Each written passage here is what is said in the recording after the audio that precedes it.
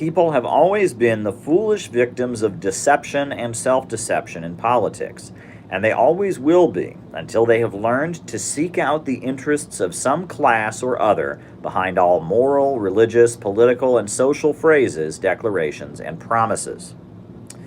Now that was said by Vladimir Lenin, the leader of the Russian Revolution, and it's in a famous essay that he wrote called Three Components of Marxism. A very important essay that Lenin wrote explaining Marxist teaching, Marxist ideology in pretty basic terms. I'll read it one more time. He said, "People have always been the foolish victims of deception and self-deception in politics, and they always will be until they have learned to seek out the interests of some class or other behind all moral, religious, political, and social phrases, declarations, and promises." What does that mean? Well, it means that until you have a class view of things, until you start seeing things in terms of class politics, you're never really going to be able to understand things. You're always going to be in a state of deception or self-deception. I want to talk to you specifically about the issue of democracy and human rights, because this is an area in which there is a lot of deception and self-deception. But the thing is that a lot of people get blocked in this area. They just can't go there. Let me describe what blocked means, right? So, for example, right, if someone is very, very, very, very, very religious, very, very religious, and you start to argue with them about metaphysics, about the existence of God, etc., they're just going to have a block. In a lot of cases, they'll just say, you know what, I cannot pursue this argument with you. They'll just stop. And the reason for that is you're not really arguing with them about ideas. You are threatening their entire worldview. They cannot argue with you about the existence of God because their entire worldview, the entire way they see themselves, is in jeopardy. So they just can't have that conversation with you. Right? And that happens around religion, that happens around politics. And this area that I'm talking about with you today, the issue of human rights, the issue of democracy, the issue of freedom, a lot of people get blocked there because the whole way that we come to think about politics in the United States and in the West in general is centered around these concepts and a certain way of understanding these concepts. And if you start to take that apart, it is so disorienting for some people there. So if you're one of the people that has a block around the issue of human rights or the issue of democracy or the issue of freedom, if you just have a block around that issue, you're not going to get a lot of what I have to say. But if you don't have a block, if you will listen to what I have to say here, you will start to understand the world with a huge amount of depth that you never had before. I'm going to push the envelope today, and I'm going to force you to question some basic things that you've been taught all your life. And by doing that, I'll be getting you to go beyond bourgeois idealism and to grasp historical and dialectical materialism. Folks, the way we are taught in the United States to think about the concept of freedom, freedom of speech, freedom of assembly, democracy, freedom of religion, elected governments, the way we are taught to think about these things is like this. There are some countries that are good, and those are countries that have democracy, that elect the government, that have freedom of speech and freedom of religion and freedom of assembly, freedom of the press. And there are some countries that are bad, and they do not have freedom of speech, freedom of assembly, freedom of the press. They don't have real elections to elect their leaders, and those countries are bad. And the mission of the West is to spread democracy and freedom around the world, and enemies of the West, be they communists, or fascists or whatnot. These are people who do not believe in freedom of assembly, freedom of the press, democracy, elected government, and the West battles against those people and spreads freedom throughout the world. Now, that's the way we're generally taught to think about the issue of freedom, human rights, democracy, etc. And on the surface, just accepting that narrative, it's already wrong, okay? And it's very easy to take apart, right? The United States backs, arms, and supports Saudi Arabia. Saudi Arabia does not have freedom of speech, freedom of the press, freedom of assembly. It has a hereditary monarchy. It cuts off people's heads in public. 1/3 of the country are guest worker slaves who have no freedom whatsoever. You can get the death penalty for insulting the king or sorcery. So clearly Saudi Arabia is not, a free democratic society, and it's backed by the United States. So that shows hypocrisy. The United States condemns Syria, alleging it's not democratic. Saudi Arabia, is a brutal autocracy. The United States condemns Iran, says that, it doesn't have enough freedom of religion. Well, Saudi Arabia has no freedom of religion whatsoever, right? So on the surface, we can see that this narrative is loaded with hypocrisy. And during the Cold War, the main thing that leftists and socialists and communists did was go around exposing the hypocrisy of this narrative. The USA was constantly saying it was for democracy, communism is against democracy. But if you looked at all the allies of the United States, people like Augusto Pinochet, people like Ferdinand Marcos in the Philippines, people like brutal dictators in Indonesia, brutal dictators in Africa and Latin America, military juntas. The USA was going around saying it believed in freedom and democracy, and the communists were bad because they didn't believe in freedom and democracy, and it was pretty easy to show that there were all kinds of people associated with the United States, armed by the United States, backed by the United States, supported by the United States, who did not believe in freedom and democracy. And there were all kinds of brutal military coups. In 1965 in Indonesia, the elected government was toppled. Suharto took power, and there was a mass slaughter of roughly 500,000 people. It turned into a genocide of ethnically Chinese people. Later, there was a genocide in East Timor backed by the United States, right? All throughout Latin America, there were brutal military dictators, brutal military juntas backed by the United States. Elected governments were toppled and replaced by the military with the support of the CIA. 1953, in Guatemala, the people of Guatemala elected Arbenz, who was kind of a social democrat. Well, the CIA overthrew him and put in a military dictatorship, right? Later in the 1980s, you had the military dictator Rios Montt, who was backed by the United States and committed mass genocide against Native people, locked up all his political opponents. That was in Guatemala. You can talk about many examples throughout the Cold War of the United States backing and arming people who were not believers in democracy. And that is a very legitimate point. It shows that the leaders of the Western world are not true to their ideals, right? They claim they exist simply to spread freedom and spread democracy around the world. They claim communists are bad because communists don't believe in freedom and don't believe in democracy. Well, you can rip that to shreds by simply pointing out that the United States is not true to its own logic, right? That there are plenty of forces backed and supported by the United States that are not democratic, that are not adhering to human rights, that are violating human rights, that are brutal, that are dictatorial. But that, on the surface of it, that's a very good deconstruction of the Pentagon propaganda. It's good. It's a very good deconstruction of Pentagon propaganda, but it still doesn't get beyond the basic narrative. And often people who put that narrative out there still buy into the idea that there are just simply good countries and bad countries, and the good countries have freedom, the bad countries don't have freedom. Good countries have made a choice to have freedom, bad countries have just not made the choice to have freedom. And while they realize the United States is hypocritical around these issues, they essentially just want the United States to not be hypocritical around these issues. They want the United States to really practice what it preaches.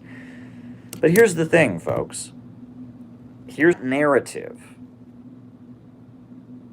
is not correct. That narrative is not understanding the nature of human society and the nature of history. And that might be a little bit hard for people to swallow.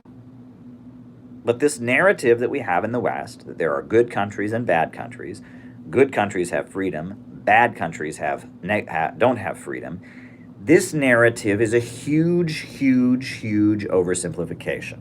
First of all, let's talk about the United States, right? The United States, let's talk about it.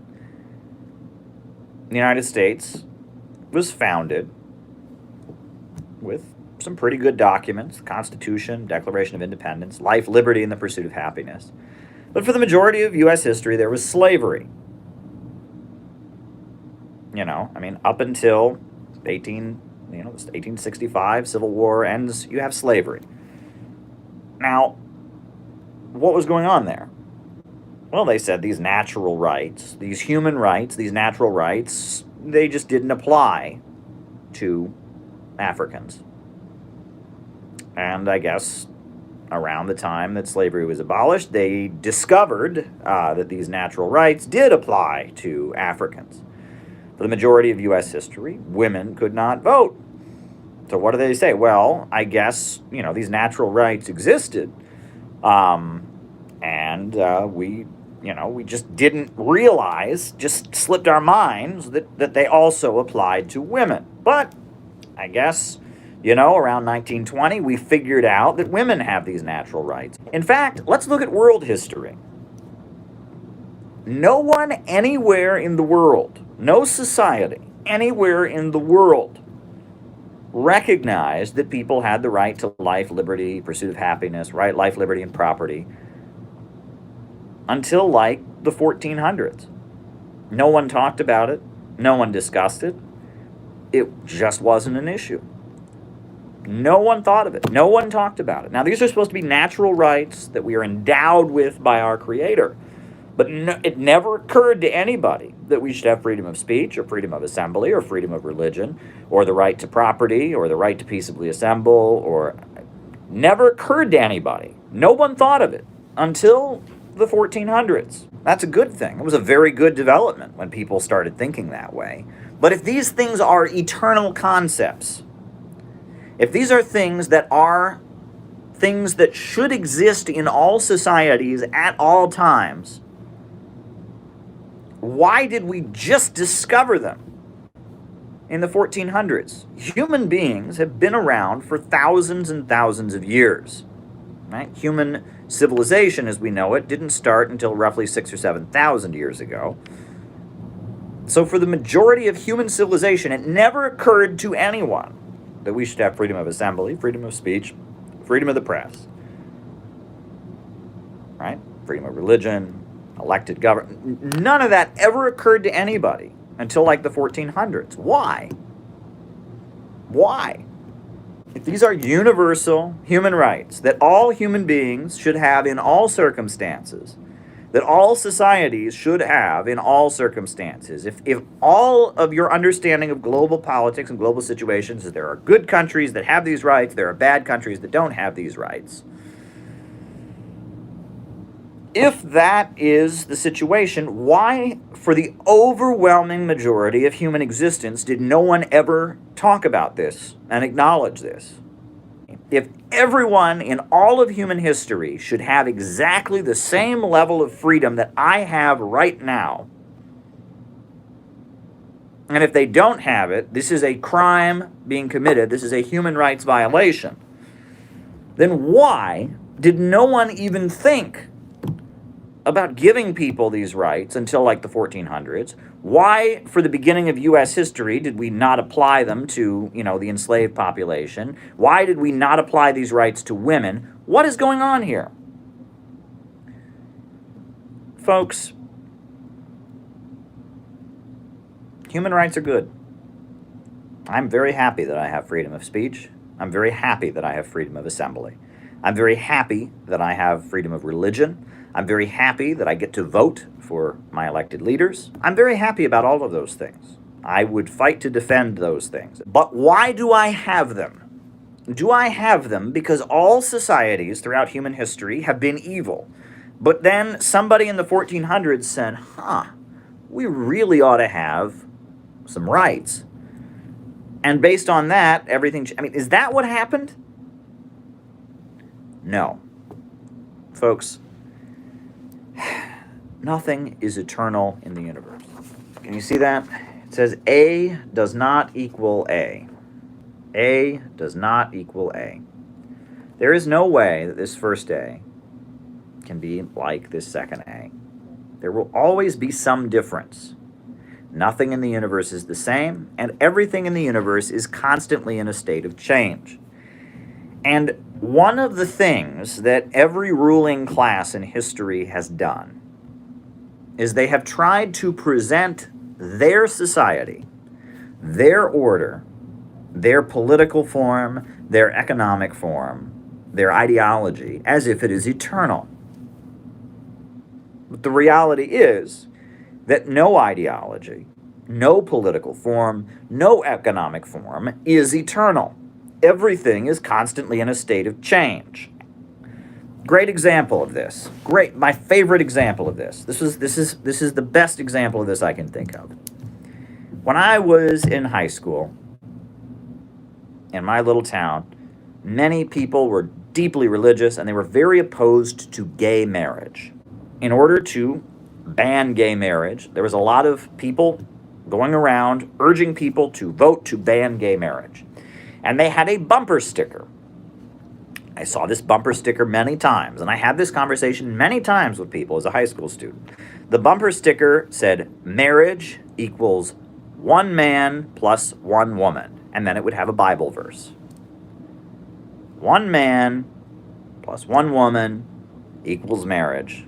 And then it would have a Bible verse. And that was the argument about why gay marriage should be outlawed. Well, I would argue with people. I would say, have you ever read the Bible? Because Moses, his marriage was not one man plus one woman. Abraham had quite a few wives. Moses had quite a few wives. Throughout the Old Testament of the Bible, there are many, many great holy prophets, men of God, described in the Bible, who have way more than one wife. So if there is this eternal form of marriage, where marriage is one man plus one woman, why, thousands of years ago, was that clearly not the case? Well, the reality is that the family, like every other institution, is constantly evolving and changing. For the majority of human history, we were hunter-gatherers. Hunter-gatherer civilization was the first human civilization, where human beings were in tribes of 25, 30 people, hunting and gathering. And in those tribes, there were no families. They didn't even keep track of whose kid was whose kid. There was no institution of marriage, and there was no institution of property. They were hunting and gathering as a tribe. There was definitely hierarchy in the tribe. There was definitely discipline in the tribe. There was definitely rules and order. But there was definitely not an institution of marriage. There was definitely not an institution of private property. And there were no formal classes, right? There were certainly hierarchies, I'm sure. But that was the majority of human civilization. You don't get the institution of marriage, you don't get the family, until you have the origin of private property. And when the institution of marriage and the institution of the family emerges, originally, that institution is not one man plus one woman. It is one man and all of his property and all of his wife and all of his children. The institution of patriarchy was a man and his property was a family.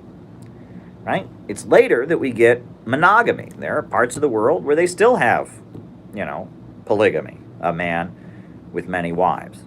Right? Now, we have gay marriage in most Western countries. Because there is no sacred, eternal way that the family should be. The family changed based on the economic base. The way the family started out, in the original economic form, there was no need for it. Hunter-gatherer civilization, there was no family structure. There was a tribe of people, and they were all one family. The way the family, as an institution, exists changes based on the economic form. Well, politics also changes based on the economic form. And the reason that no one thought of the idea of freedom of speech or freedom of assembly until about the 1400s in Europe is not because people were evil until then. That's wrong. The reason was that the stage of economic development had not yet gotten to the point to facilitate that level of freedom. Folks, in hunter-gatherer civilization, those people in hunter-gatherer civilization were working constantly in order to eat. They waged a daily battle for existence. They were not thinking about freedom of speech. They were not thinking about freedom of religion. They were just thinking about surviving. Right? The rise of subsistence farming, the rise of the domestication of animals, changes things, gives birth to new political forms. But, even feudalism. A feudal society is subsistence farming. You are growing enough food to eat. You are growing enough food to eat. Try running a society where you are just growing enough food to eat with freedom of assembly, with freedom of speech, with freedom of religion. Try running a feudal estate with that level of technology, that level of development, that level of barely getting by, right? Malnutrition-related deaths, short life expectancies. Try running a feudal estate on the basis of everyone can think whatever they want, do whatever they want, freedom of assembly. We're going to elect. It doesn't work. It wasn't until the rise of capitalism, until we got to a higher economic form called capitalism, that anybody ever talked about the right to freedom of speech, the right to freedom of assembly, the right to vote, the right to elected government. Nobody talked about any of those things. Why? Because we had not yet reached the level of economic development to facilitate those things. And, let me add, we do not have those things in the United States if we were to enter a crisis. Read the Constitution. If we go to war in the United States, if war is actually declared, if there is a congressional declaration of war, your freedom of speech goes away, and your freedom of assembly goes away. If there is a domestic insurrection in the country, if there's a civil war going on, your freedom of speech goes away. Your freedom of assembly goes away. If the circumstances cannot facilitate your rights go away. And this is what we need to understand, is that freedom in any society is based on a level of economic development. The reason that I'm allowed to get on YouTube here and say all the things that I say, criticizing the status quo in the United States, is because of the fact the United States is stable enough as a country that what I'm saying does not result in any consequences for society.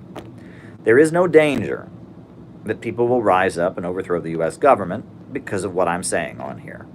There's no danger of instability taking place in U.S. society because of what I say. This is what you need to understand.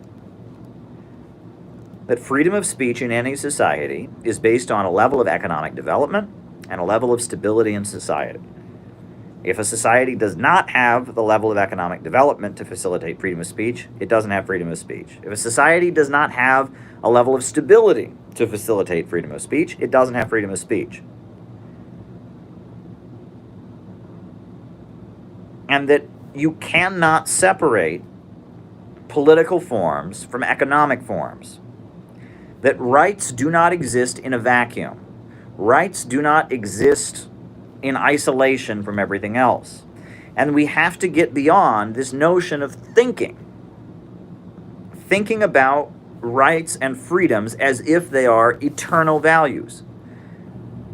Right? It's just like that bumper sticker, 1 man plus 1 woman equals marriage. In the United States at this time, yes, not thousands of years ago, and not necessarily in the future. There's not an eternal form of marriage, and there is not an eternal form of the state and the government. The state did not exist in hunter-gatherer civilization, and the state, my hope is that eventually the state will wither away. But you cannot separate the economic form from the political form. Folks, is the USA a real democracy? A real democracy, meaning the rule of the people? Well, no. Any good American will tell you that we are a republic, not a democracy. We have a representative government. But it is democratic in the sense that we get to vote for our elected representatives. However, economics plays a pretty darn big role in how our representatives are selected and how it is determined who will be elected. Folks, Mike Pompeo is recently attacking the Islamic Republic of Iran on social media. Mike Pompeo, our lovely Secretary of State, warmongering psychopath, was on social media attacking the Islamic Republic of Iran. And he said, in his tirade against the Islamic Republic of Iran, he said that in Iran, hundreds of candidates are not allowed to run for office. And he said that proves that Iran is not a democratic country. Well, is it true that hundreds of candidates in Iran were barred from running for office? Yes. Before Iran has an election, they have a body called the Guardian Council. And this Guardian Council, made up of figures who were key in the Islamic Revolution, people that are in with the Shia Muslim ruling government, mullahs, ayatollahs, etc. They determine if someone is in line with the Islamic Republic and its constitution, and if they are approved to run for office, and if they are not approved to run for office. This Guardian Council, made up of people from the Islamic Revolution, determine who can run for office and who cannot. And it is official. It is in the Iranian constitution that the Guardian Council determines who is allowed to run for office and who is not. Once the Guardian Council approves somebody, they can run for office. The people get to vote for them. If the Guardian Council does not approve somebody, they do not get to run. All right? Now, that's not democratic, right? That is a restriction on democracy, right? It's not just anybody who wants to run for anything. The Guardian Council gets to decide who ultimately is allowed to run. That is a restriction on democracy.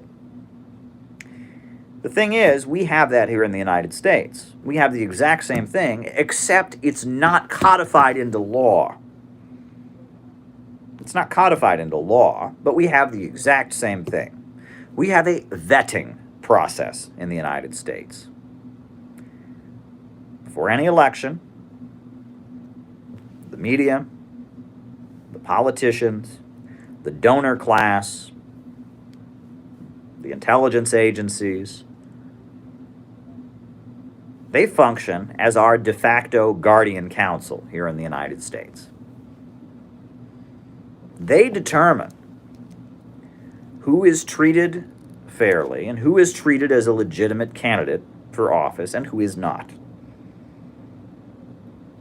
They get together and they decide whose campaign will get funded, whose campaign will get positive media coverage, who will be treated as a serious candidate, and who will not. And they make it blatantly obvious in some instances. During the Democratic primary, Tulsi Gabbard and Kamala Harris were both polling between 0 and 1%. But look at the debates that happened on CNN. How much attention did Kamala Harris get? And how much attention did Tulsi Gabbard get? Our de facto guardian council decided for us that Kamala Harris was to be treated as a legitimate candidate and Tulsi Gabbard was not. Kamala Harris got lots of time on the debate stage and Tulsi Gabbard did not. Read about the meetings that were held in Long Island, New York, the fundraiser galas where they decided that Kamala Harris, she was our woman. Read about the meetings where they decided Joe Biden was our guy. Read some of the leaked emails that came out in 2016 to make sure that Bernie Sanders was not going to be treated as a legitimate candidate. Folks, we have a guardian council in the United States. It's made up of the people who control the means of production. Right? In the United States, our means of production, our banks, our factories, our centers of economic power, our railways, our oil production, oil wells, our airlines, our telecommunications, our computer companies. These things are owned by a group of people called capitalists. Right? They own major centers of economic power. They own them, and they operate these things that they own: banks, factories, big box stores, oil wells, telecommunications companies, tech giants, airlines. They operate them in order to make money for themselves. They own the means of production. And it is those who own the means of production that ultimately decide who is a legitimate candidate for office and who is not. They don't always agree with each other. There are big divisions among them. Some of them don't consider Donald Trump to be a legitimate candidate. Others do. Some of them don't consider Bernie Sanders to be a legitimate candidate. Others do. There are big disagreements among them. But among them, it is among those who control the means of production. It's among the ruling class of the United States, those who control the means of production. It is among them that the decision is made who is allowed to really be a candidate for office and who gets to have their name on the ballot and get ignored and get, just pretended, just ignored. They function as the guardian council of American capitalism. We have a guardian council, but it is not codified into law. It is a de facto guardian council. It is a rule of who has the most money. In the United States, the people who control the means of production are capitalists, owners of big banks, owners of big corporations, owners of tech giants, owners of big oil wells, owners of big banks, owners of Walmart, owners of Home Depot. They decide who's a legitimate candidate, and they are our guardian council. In Iran, the economy is controlled by the government and by the Islamic Revolutionary Guard Corps and by the mullahs and by the ayatollahs. And so, just like in the United States, the ayatollahs, the mullahs, the Islamic Revolutionary Guard Corps, they get together and they have the Guardian Council and they decide who's allowed to run for office. It's the same thing. In Iran, the people who control the means of production decide who's allowed to be treated as a legitimate candidate and run for office. In the United States, the people who control the means of production decide who's allowed to be a legitimate candidate and who's allowed to run for office. The class that controls the means of production also ends up controlling the political forms. And that's true for any society. In China, the Communist Party functions similar to how the Guardian Council functions in Iran. The Communist Party decides who can run for office, who can be treated as a legitimate candidate. There are other parties in China. But the Communist Party, at the end of the day, the people who overthrew the government of Chiang Kai-shek, who established the People's Republic, the Communist Party decides who can run for office, who can be treated as a legitimate candidate is decided by the Communist Party. Why? Because the Communist Party controls the means of production. In China, there are a lot of private companies, a lot of private industries, but at the end of the day, The major banks, the major industries are all controlled by the Communist Party, and the government state central plan determines what goes on in production, so even private companies have to do what it says. So the Communist Party controls the means of production, and the Communist Party decides who can run for office. At the end of the day, the USA and China are about just as democratic. Right? There's certainly nowhere near the level of freedom of speech and freedom of assembly in China, right? I mean, in China, people don't have the same level of freedom of speech and freedom of assembly. That's true. But you have to remember, China's a much less stable society. There's a lot more poverty in China, right? There's a lot more terrorist groups and people trying to overthrow them, and a lot more instability. But at the end of the day, in the United States, the people who control the means of production determine who gets to run for office. In China, the people who control the means of production determine who gets to run for office, right? It's not as hard to understand as you might think, but we're entering that dangerous area. We're entering this area where people get blocked, right? Because we're deconstructing this logic that says there are good countries and bad countries, there are countries with freedom, there are countries that are dictatorships. No, every country is a dictatorship. As long as one group of people controls the means of production. As long as the means of production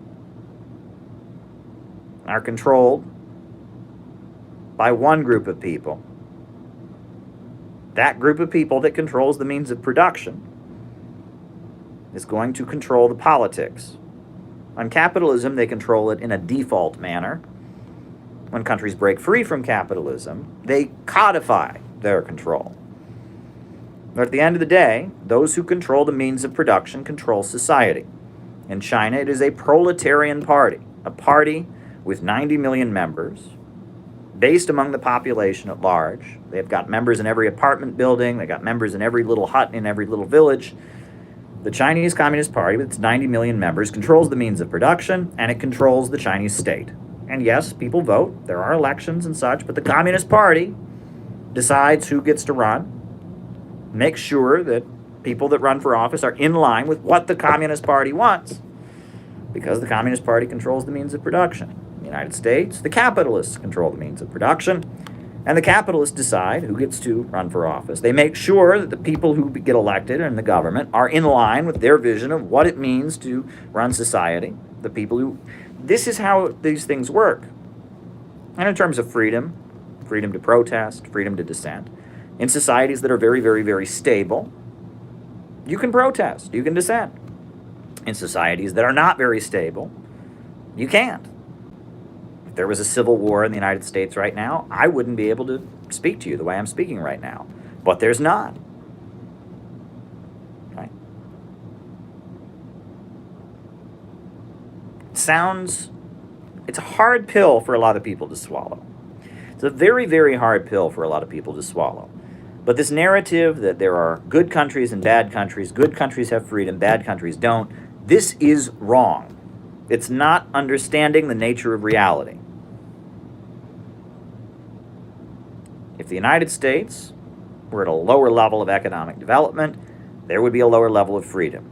If the United States were at a lower level of stability, there would be a lower level of freedom. Just so happens that because of global imperialism, because the United States is at the center of the global economy, there is a high level of stability here, and there is a high level of economic development here. So as a result, there is a high level of freedom, and that's a good thing.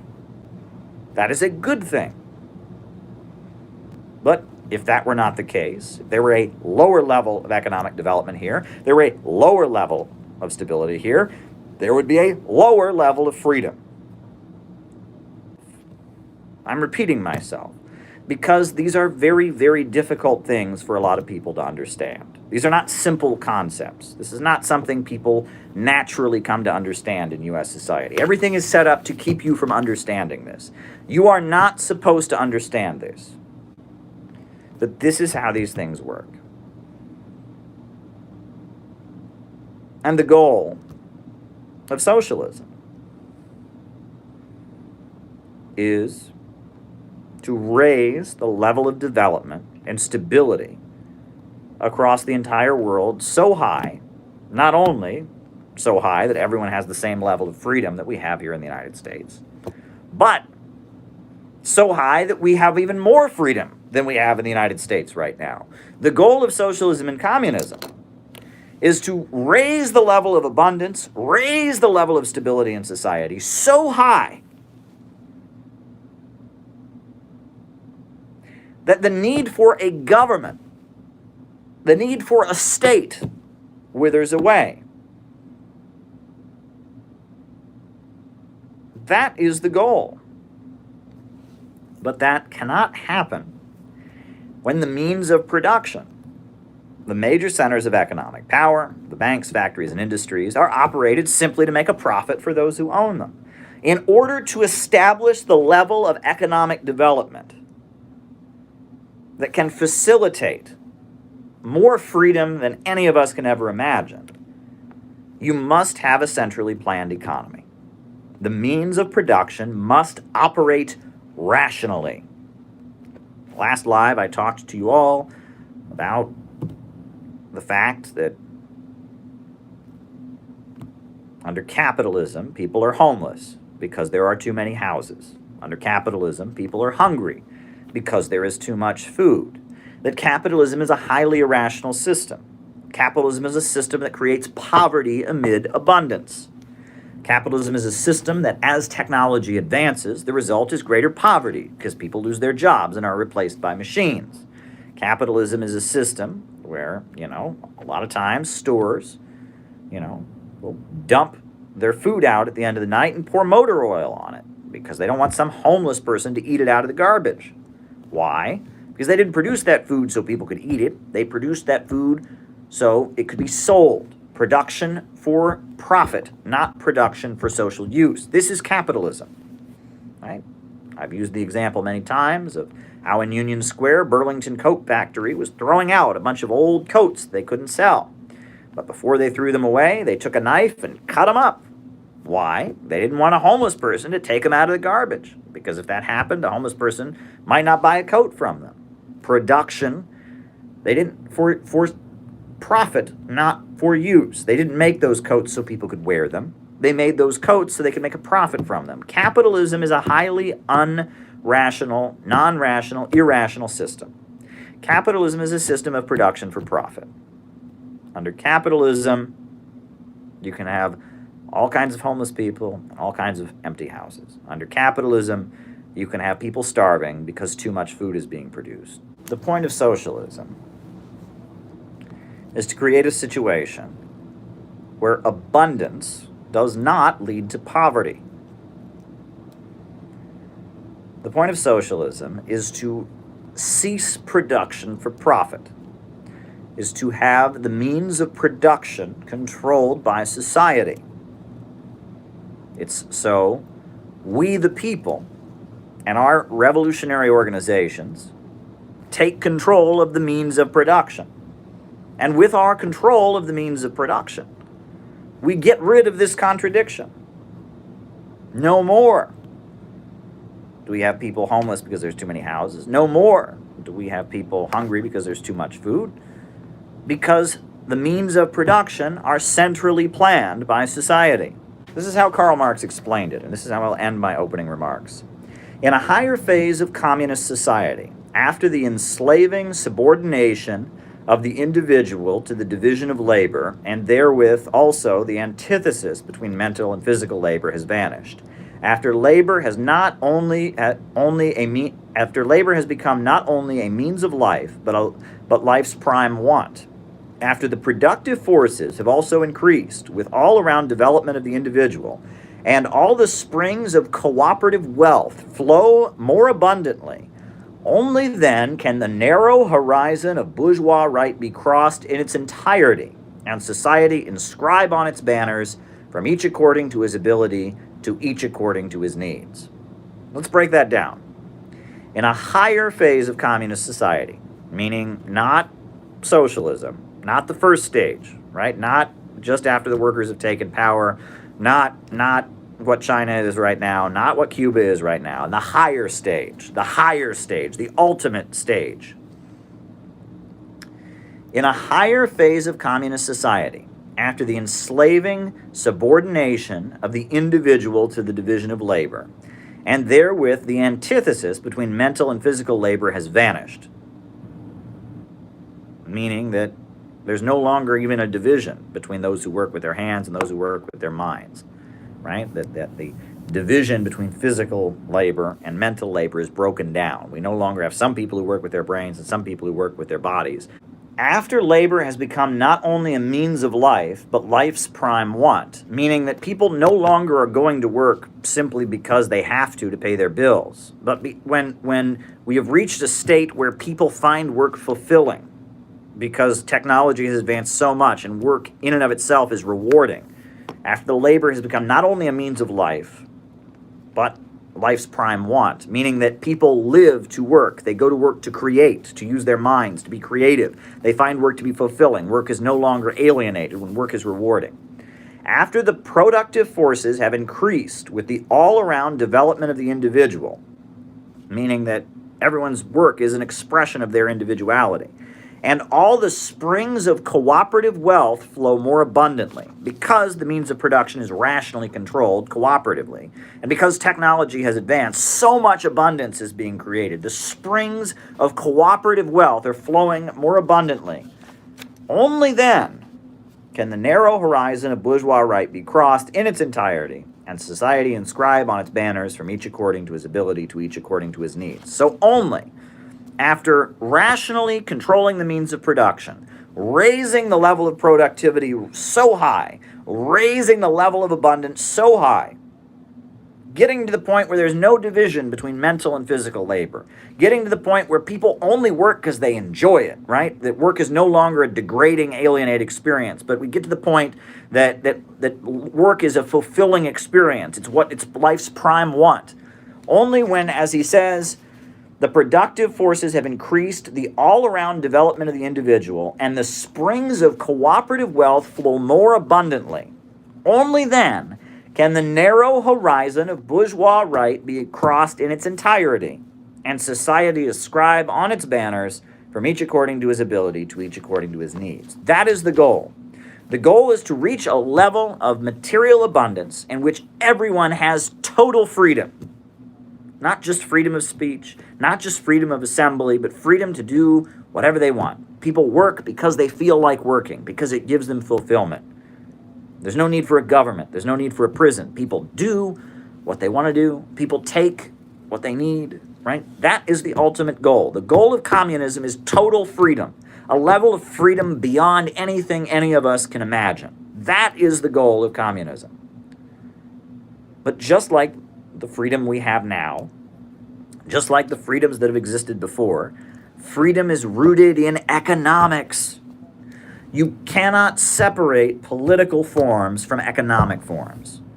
Freedom is not eternal, just like the family is not eternal.